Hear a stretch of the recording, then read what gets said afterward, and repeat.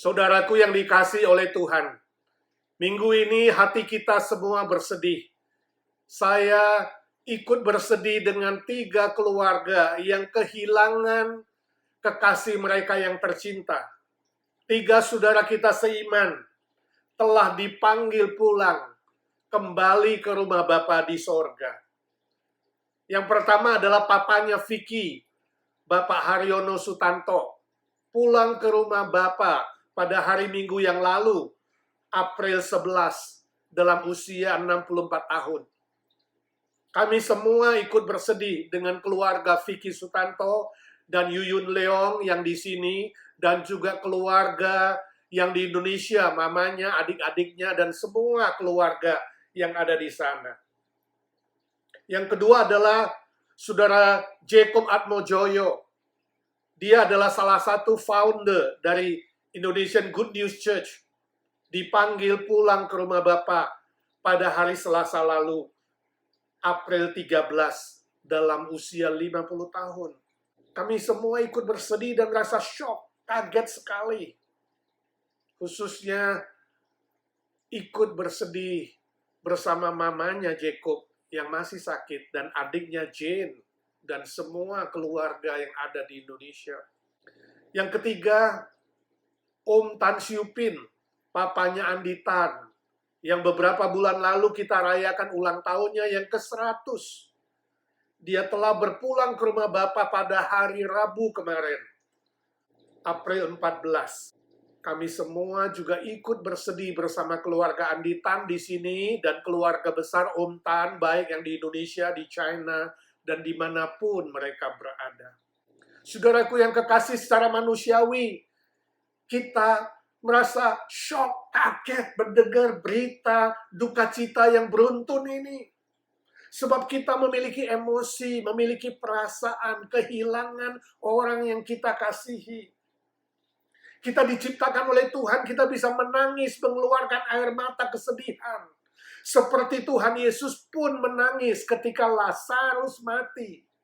Itu wajar bagi orang-orang yang normal. Orang Kristen boleh mengekspresikan perasaan sedih dengan menangis dan mengeluarkan air mata. Boleh bersedih hati.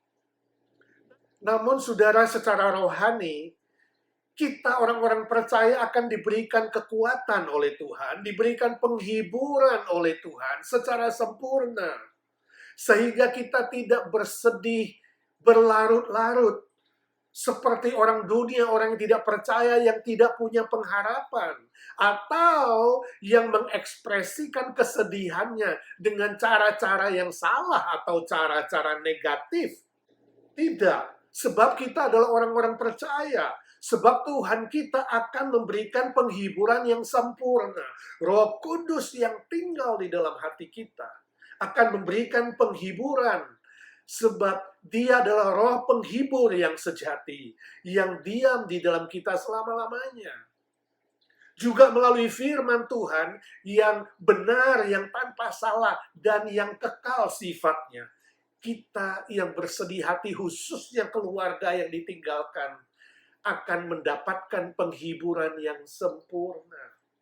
Itu yang mau kita pelajari malam hari ini. Tema khotbah hari ini adalah penghiburan yang sempurna. Kata-kata manusia terbatas, namun firman Tuhan tidak terbatas. Kata-kata manusia tidak mampu menghibur secara sempurna. Hanya firman Tuhan yang mampu memberikan penghiburan yang sempurna. Sebab itu malam ini kita akan belajar firman Tuhan dan mohon Tuhan mencurahkan penghiburan yang sempurna kepada kita semua, keluarga besar IGNC dan keluarga besar saudara-saudara kita yang sedang berduka cita, khususnya yang sedang bersedih hati sekarang ini. Mari kita membaca firman Tuhan dalam 1 Tesalonika pasal 4 ayat 13 sampai 18. Demikian firman Tuhan. Selanjutnya kami tidak mau saudara-saudara bahwa kamu tidak mengetahui tentang mereka yang meninggal. Supaya kamu jangan berduka cita seperti orang-orang lain yang tidak mempunyai pengharapan. Karena jikalau kita percaya bahwa Yesus telah mati dan telah bangkit, maka kita percaya juga bahwa mereka yang telah meninggal dalam Yesus akan dikumpulkan Allah bersama-sama dengan Dia. 15. Ini kami katakan kepadamu dengan firman Tuhan. Kita yang hidup, yang masih tinggal sampai kedatangan Tuhan, sekali-kali tidak akan mendahului mereka yang telah meninggal. Sebab pada waktu tanda diberi, yaitu pada waktu penghulu malaikat berseru, dan sangkakala Allah berbunyi, maka Tuhan sendiri akan turun dari sorga. Dan mereka yang mati dalam Kristus akan lebih dahulu bangkit. 17. Sesudah itu, kita yang hidup, yang masih tinggal, akan diangkat bersama-sama dengan mereka dalam awan, menyongsong Tuhan di angkasa. Demikianlah kita akan selama-lamanya bersama-sama dengan Tuhan. Karena itu hiburkanlah seorang akan yang lain dengan perkataan-perkataan ini. Saudaraku, dari bacaan firman Tuhan di atas, kita akan belajar 3 penghiburan yang sempurna yang diberikan oleh firman Tuhan bagi kita, khususnya tentang rahasia kematian yang dibukakan oleh Tuhan Yesus Kristus yang sudah menggenapkan keselamatan bagi kita. Dengan firman Tuhan ini, kita diminta untuk saling menguatkan dan saling menghibur dengan perkataan-perkataan seperti ini di masa-masa kedukaan seperti yang kita alami bersama-sama di minggu ini. 3 penghiburan yang sempurna itu adalah 1, di ayat 14b, mereka yang meninggal di dalam Yesus akan dikumpulkan bersama-sama dengan Tuhan di sorga. Ini persis seperti kata Tuhan Yesus kepada penjahat di samping salib waktu Yesus disalibkan dengan 2 penjahat di kanan dan kiri. Salah satunya percaya kepada Tuhan Yesus dan Yesus berkata, hari ini juga kau akan bersama-sama aku di Firdaus, yaitu di sorga. Jadi, mereka yang sungguh-sungguh ada di dalam Tuhan Yesus, percaya kepada Tuhan Yesus, ketika meninggal pada detik yang sama, dia akan dijemput, rohnya akan dijemput oleh Tuhan Yesus, langsung menuju ke sorga yang mulia, yaitu rumah Bapa. Puji Tuhan, ketiga saudara kita yang meninggal dunia sudah di dalam Yesus. Dan kita tahu pasti mereka telah berkumpul bersama-sama dengan Tuhan Yesus yang ada di sorga, yang kekal selama-lamanya. Sebab Tuhan Yesus telah mati bagi mereka, menanggung semua hukuman dosa mereka, dan Tuhan Yesus telah bangkit menjamin garansi hidup yang kekal bagi mereka. Saya bersyukur sekali ketika di Jakarta tahun lalu saya sempat mengunjungi Pak Haryono yang sakit di rumah sakit, papanya Vicky, dan ngobrol-ngobrol dan meneguhkan kembali keselamatannya. Saya bertanya langsung, apakah Bapak sungguh-sungguh sudah percaya kepada Tuhan Yesus dan yakin 100% bahwa Bapak sudah selamat? Dia dengan tanpa ragu mengatakan, ya, yakin 100%. Lalu saya tanya, kalau Tuhan menjemput ke sorga, apakah sudah siap? Dan Pak Haryono menjawab, ya sudah siap. Dia betul-betul confirm keselamatannya dan kesaksiannya mantap sekali. Kalau Tuhan mau sembuhkan, puji Tuhan. Tuhan tidak sembuhkan, dia sudah siap. Dia tidak takut meninggal, dia tidak takut dijemput oleh Tuhan Yesus ke sorga. Ini sebuah kesaksian yang sangat-sangat baik dari Bapak Haryono Sutanto. Jacob adalah remaja kami di GKJMB Greenfield, Jakarta. Saya mengenal dia sejak dia di remaja. Dia aktif melayani dengan beberapa teman-teman remaja. Sampai kemudian di Amerika ketemu lagi dan sama-sama melayani di Komisi Pemuda. Dan kemudian tahun 2006 dia menjadi salah satu pendiri IGNC bersama dengan rekan-rekan lainnya. Dia sungguh-sungguh sudah mengenal Tuhan Yesus dan di dalam Tuhan Yesus. Saya bersyukur bulan lalu masih sempat ketemu dia beberapa kali. Jacob kerja di Las Vegas dan sempat bolak-balik ke LA, dan ketika saya katakan IGNC lampu sorotnya rusak, dia datang beberapa kali bersama dengan teman-temannya memperbaiki, menyelesaikan lampu sorot yang rusak. Dia mensupport IGNC. Bahkan Jacob merencanakan akan mengajar teman-teman gereja yang kalau mau belajar editing video. Namun sayang sekali kemudian dia kembali ke Las Vegas mengikuti show di sana, ada pekerjaan juga di sana, dan dia terkena virus COVID-19 dan harus meninggalkan kita kembali ke rumah Bapa. Sebuah berita yang sangat shock, mengagetkan semua kita. Dia masih muda, usia 50. Tapi waktu Tuhan adalah yang terbaik. Tugasnya di bumi ini sudah selesai, dan rumahnya di sorga sudah diselesaikan oleh Tuhan Yesus, disiapkan oleh Tuhan Yesus, dan Tuhan menjemput dia. Di mata Tuhan, umur panjang dan umur pendek sama saja, sebab hidup manusia tidak tergantung dari berapa panjang saudara hidup, tapi tergantung nilainya. Apakah saudara sungguh di dalam Tuhan Yesus? Apakah saudara sungguh melakukan pekerjaan Tuhan, setia melayani pekerjaan Tuhan sampai akhir? Tan Chiu Pin adalah jemaat yang mula-mula di IGNC ketika masih di Duarte Inn pada awal-awal IGNC. Dia setia mendengar firman Tuhan dan kemudian dia mau percaya kepada Tuhan Yesus. Dan dia dibaptiskan di IGNC sebagai salah satu anggota jemaat yang paling senior. Dia setia mengikuti ibadah, walaupun kita harus pindah ke beberapa tempat sampai kemudian ke Baldwin Park. Sampai masa pandemi dia harus di lockdown, tapi puji Tuhan dia tetap semangat, mengikut Tuhan, percaya Tuhan, dan Tuhan mendengar doa keluarga, juga doa kita semua. Kalau boleh dia mencapai 100 tahun dan boleh merayakannya, dan Tuhan izinkan dia berusia 100 tahun, beberapa bulan yang lalu, tanggal 9 bulan Januari Imlek, dan kita rayakan bersama walaupun online. Sebuah kesaksian yang sangat baik. Terpujilah nama Tuhan Yesus. Saudara-saudaraku, Tuhan Yesus dengan tegas berkata di Yohanes 14 ayat ketiga, bahwa dia kembali ke surga untuk menyediakan tempat bagi kita orang-orang yang percaya. Dan ketika saudara kita sudah percaya kepada Tuhan Yesus, di dalam Tuhan Yesus, dan rumah mereka telah siap, itu sebabnya Tuhan Yesus datang menjemput mereka. Mereka kembali ke rumah Bapa dengan sukacita dan bahagia. Bagi kita yang ditinggalkan, memang ada rasa sedih, sebab kita di sini, kita kehilangan. Tapi bagi mereka yang berpulang ke rumah Bapa adalah sebuah sukacita dan bahagia yang tak terkatakan dengan kata-kata manusia. Sungguh sebuah kebahagiaan yang sejati.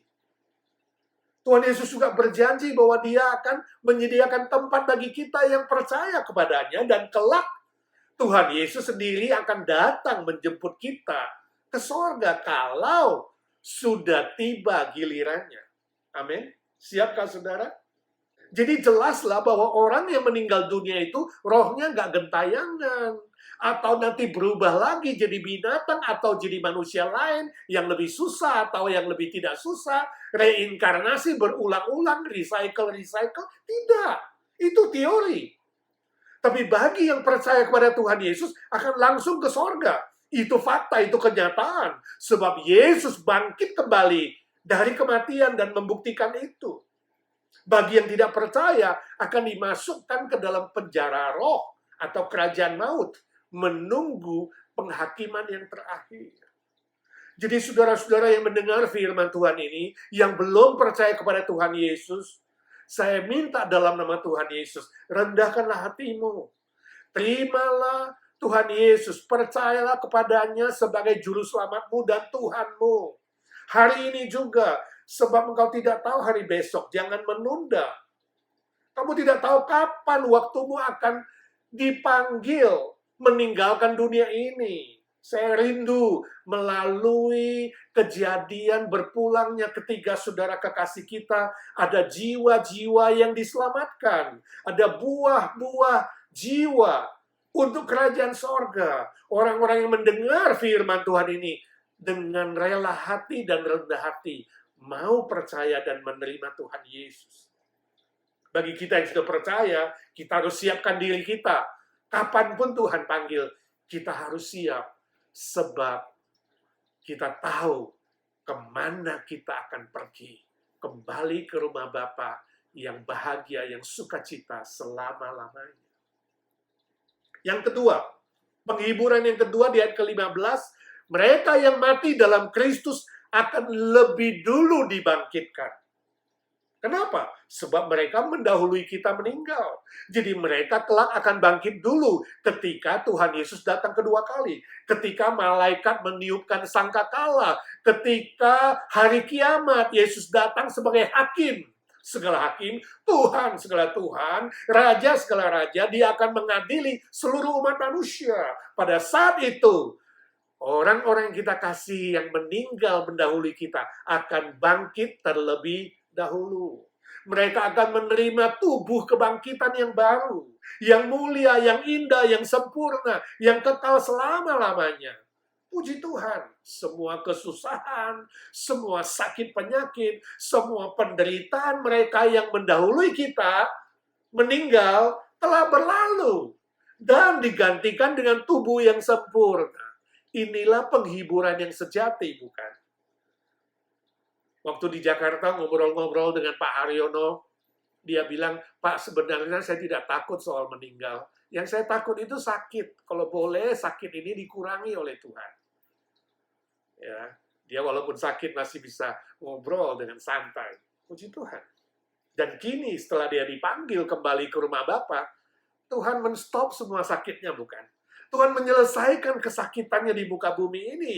Sebab di sana, di sorga, tidak ada sakit penyakit, tidak ada kesusahan, tidak ada sakit, tidak ada ketakutan sakit. Dan dia mengalami sukacita dan bahagia yang sempurna. Puji Tuhan. Bagi kita yang masih hidup, kitalah yang akan menghadapi berbagai kesusahan, sakit penyakit, stres, cobaan, tantangan, dan penderitaan. Tapi saudaraku, bersabarlah dan tabahlah.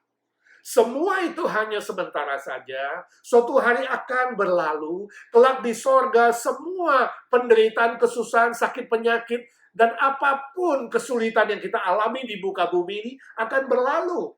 Bahkan air mata kita pun akan dihapus oleh Tuhan yang maha baik, maha sempurna. Itu sebabnya tadi kesaksian pujian Melki ngamba sangat indah, bukan? Apapun yang terjadi di dalam dunia ini, Tuhan itu maha baik. Dia tidak pernah salah. Itu sebabnya jangan pernah salahkan Tuhan. Jangan pernah tuduh Tuhan, marah kepada Tuhan, atau ngambek atau menolak Tuhan. Jangan. Banyak hal kita tidak mengerti, tapi suatu hari kita akan mengerti.